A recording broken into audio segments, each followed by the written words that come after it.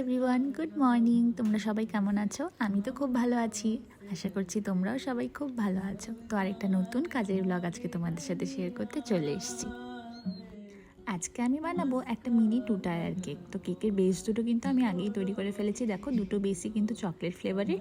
এবার হচ্ছে ক্রিমটাকে ফার্স্টে তৈরি করে নেব, তারপর ডেকোরেশন স্টার্ট করব।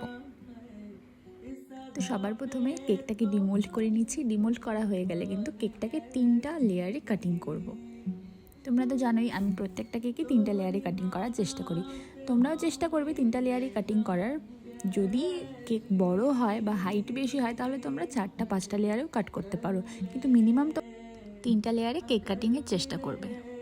দেখো, যেটা বললাম এই মাত্র, যে যদি কেকের হাইট বেশি হয় তাহলে তোমরা 4টা 5টা লেয়ারও কাট করতে পারো। দেখো, এই কেকটার যেহেতু একটু হাইটটা বেশি ছিল সেজন্য এটা 4টা লেয়ারে আমি কাট করেছি। এবার ছোট যেটা কেক, বেন্টো কেক, সেটাকে আমি কাট করব। এটাকেও কিন্তু সেমভাবে আমি 3টা লেয়ারই কাট করেছিলাম। এবার কাটিং তো হয়ে গেল। এবার ফার্স্টে বোর্ডে একটুখানি ক্রিম লাগাবো। ক্রিম লাগিয়ে একদম লাস্টের যেটা পার্ট সেটাকে আগে সেট করব। সেমভাবে একটার পর একটা লেয়ার দিয়ে ক্রিম দিয়ে কিন্তু কেকটাকে আমার সেট করতে হবে। তো সেটিং হয়ে গেল, ক্রাম কোট হয়ে গেল। এবার ফিনিশিং দেব। তো ফার্স্টে আমি হোয়াইট কালার ক্রিম দিয়ে ফিনিশিং দিচ্ছিলাম, তারপর কিছু কালার এটার মধ্যে অ্যাড করব। দেখো, ফিনিশিং মোটামুটি হয়ে গেল। এবার অল্প একটু ক্রিমের মধ্যে পার্পল ফুড কালার মিক্সড করব। এবার নিচের দিকটা পার্পল আর উপরের দিকটা পিঙ্ক কালার দিয়ে একটা ওমব্রের মতো এফেক্ট আমাকে দিতে হবে কেকটাতে। দেখো, ফার্স্ট আমি নিচের দিকে ক্রিম লাগাচ্ছি, এবার উপরের দিকে পিঙ্ক কালারটা সেট করলাম। এবার দুটোকে অ্যাডজাস্ট করে একটা ওমব্রে এফেক্ট ক্রিয়েট করব। এবারে এতটুকু হয়ে গেলে প্যালেট নাইফ দিয়ে এরকমভাবে একটা শেড ক্রিয়েট করব।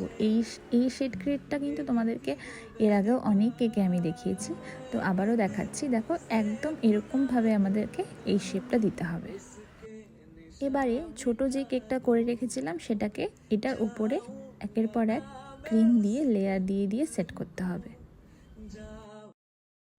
দেখো, এতটুকু হয়ে গেল। এবার ক্রাম কোটিং করে এটাকেও কিন্তু আমাদেরকে ফিনিশিং করতে হবে। সেমভাবে যেভাবে নিচের কেকটা তৈরি করলাম ঠিক একই রকমভাবে এটাকেও তৈরি করব। প্রথমে হোয়াইট ক্রিম দিয়ে ফিনিশিং করব, তারপর ওই নিচের পার্টটাতে যেভাবে কালারের এফেক্টটা দিয়েছিলাম এই ওপরের পার্টেও কিন্তু সেমভাবে আমাদেরকে কালারের এফেক্টটা দিতে হবে। আচ্ছা, নিচের পার্টে যেরকম আমরা দুটো কালার মিক্সড করেছিলাম, এখানে কিন্তু আমরা শুধু পিঙ্ক কালার দিয়েই একটা ফিনিশিং ক্রিয়েট করব লাস্টে।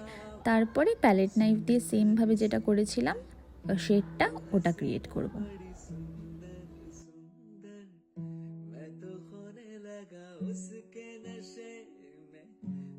আচ্ছা, ফিনিশিং তো মোটামুটি কমপ্লিট। এবার যাব ডিজাইনের দিকে। ডিজাইনের জন্য ফার্স্টে হচ্ছে আমি কেকের মধ্যে যেই নামটা লিখতে হবে সেটা লিখে নিচ্ছি। তার জন্য কিছুটা হোয়াইট ফন্টের নেব, সেটাকে রোলার দিয়ে বেলতে হবে।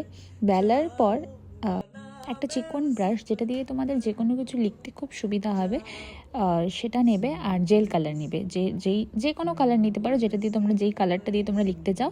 তো আমি এখানে ব্ল্যাক নিয়েছি, আমি বেশিরভাগ ব্ল্যাক দিয়েই লিখি। তোমরা চাইলে যে কোনো কালার নিতে পারো। তো ব্রাশ দিয়ে তোমাদেরকে লিখতে হবে, যেটা এনিথিং তোমরা যা লিখতে চাও। এমন না যে তোমাদের শুধু নামই লিখতে হবে। আমি শুধু নামটা লিখছি, যেটা আমার ক্লায়েন্টের ডিমান্ড ছিল, নাম লিখতে হবে। তো আমি শুধু নামটা লিখে দিচ্ছি, তোমরা চাইলে যে কোনো কিছু লিখতে পারো। সেমভাবে এভাবে তোমরা ফন্টের উপর লিখলে কেকটা দেখতেও অ্যাট্রাকটিভ হবে।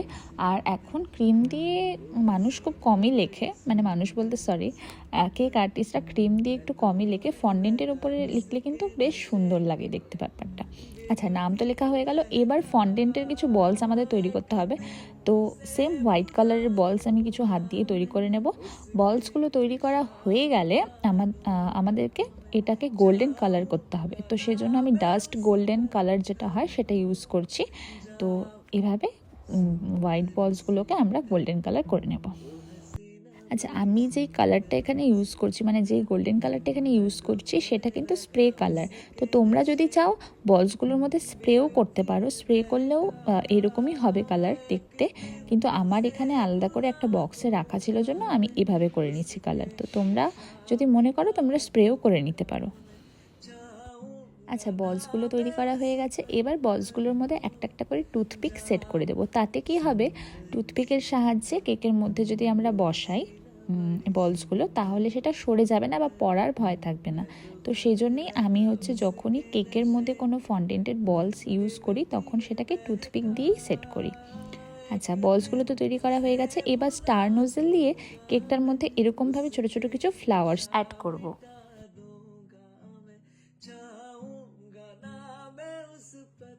চলো, ফ্লাওয়ার্সগুলো তো বানানো হয়ে গেল। এবার আগে থেকে যে ফন্ডেন্টের বলসগুলো বানিয়ে রেখেছিলাম সেগুলোকে কেকের মধ্যে এক এক করে অ্যাড করব। যেহেতু কেকের ডিজাইনটা আমাকে আমার ক্লায়েন্ট সেন্ড করেছিল, তো এখানে আমি পুরোটা তার চয়েস অনুযায়ী কেকটাকে ডেকোরেট করেছি। কিন্তু তোমরা কিন্তু এখানে তোমাদের পছন্দ অনুযায়ী ডিজাইনটাকে আলাদাভাবে ক্রিয়েট করতে পারো।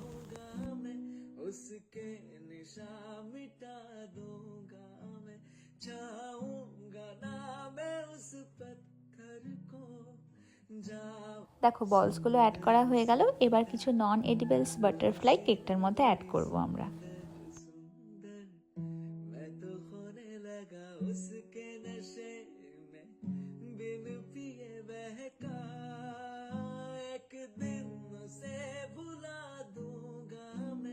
उसके निशा मिटा दूंगा मैं, चाहूंगा ना मैं उस पत्थर को, जाओ सुंदर सुंदर वो हसीना बड़ी सुंदर।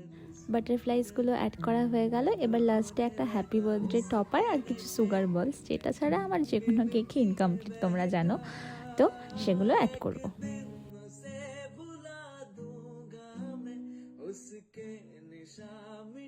তো এই ছিল আজকের কেক বেকিংয়ের ছোট্ট একটা টিউটোরিয়াল, যেটা তোমাদের সাথে শেয়ার করলাম। আশা করি ভিডিওটা তোমাদের অনেক ভালো লেগেছে। দেখা হবে তোমাদের সাথে আরও একটা সুন্দর কোনো ভিডিওতে। ততক্ষণের জন্য সবাইকে টাটা। সবাই ভালো থেকো, সুস্থ থেকো।